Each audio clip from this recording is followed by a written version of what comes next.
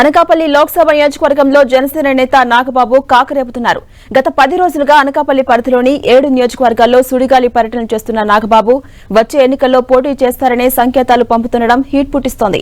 ఇప్పటికే ఈ సీట్ను ఆశిస్తున్న టీడీపీ జనసేన కూటమిలోని నేతలు నాగబాబు ఎంట్రీతో కలవరపాటుకు గురవుతున్నారు.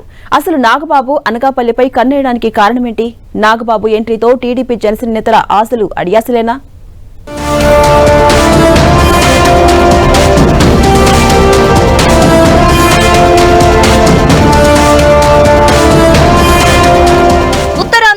కీలకమైన అనకాపల్లి లోక్సభ నియోజకవర్గం రాజకీయం రసవత్తరంగా మారింది.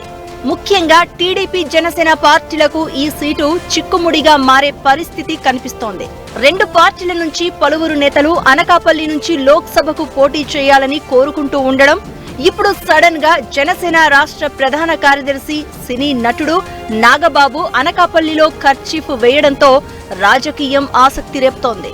జనసేనాని పవన్ సోదరుడైన నాగబాబు పోటీకి వస్తే తమ పరిస్థితి ఏంటని టెన్షన్ పడుతున్నారు స్థానిక నేతలు.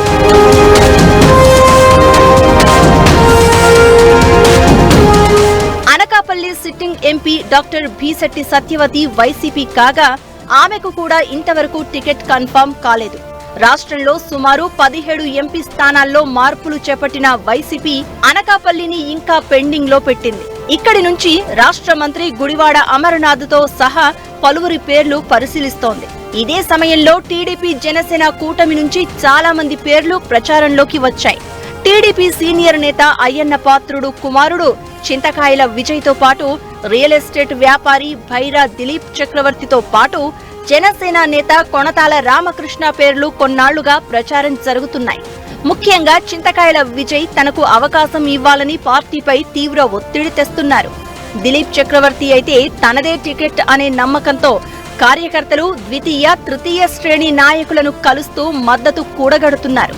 మరోవైపు లోక్సభకు పోటీ చేయాలన్న ఉద్దేశంతోనే సీనియర్ నేత కొణతాల రామకృష్ణ కూడా ఇటీవలే జనసేనలో చేరారు.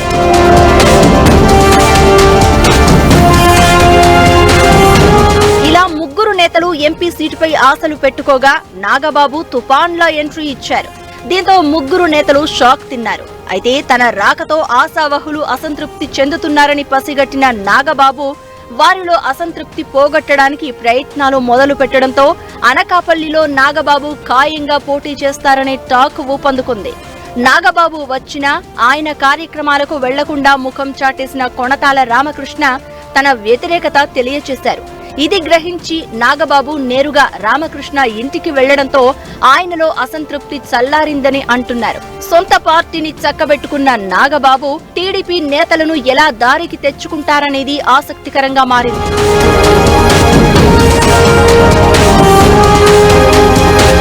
అనకాపల్లి సీటు ఆశిస్తున్న ఇద్దరు టీడీపీ నేతల్లో ఒకరైన భైరా దిలీప్ చక్రవర్తి గతంలో నాగబాబుతో కలిసి ప్రజారాజ్యంలో పనిచేసిన వారే కావడంతో ఆయన్ను బుజ్జగించడం తేలికైన పనిగా భావిస్తోంది జనసేన. ఇక చింతకాయల విజయ్ మద్దతు కూడగట్టడమే నాగబాబు ముందున్న అతిపెద్ద సవాల్ అంటున్నారు పరిశీలకులు. అనకాపల్లి లోక్సభ పరిధిలో అయ్యన్న పాత్రుడికి విస్తృత పరిచయాలు ఉండడంతో ఆయన సహకరిస్తే గెలుపు ఈజీగా భావిస్తున్నారు. తన కుమారుడికి సీట్ ఆశిస్తున్న అయ్యన్న నాగబాబును స్వాగతిస్తారా అన్న సందేహాలు వ్యక్తమవుతున్నాయి.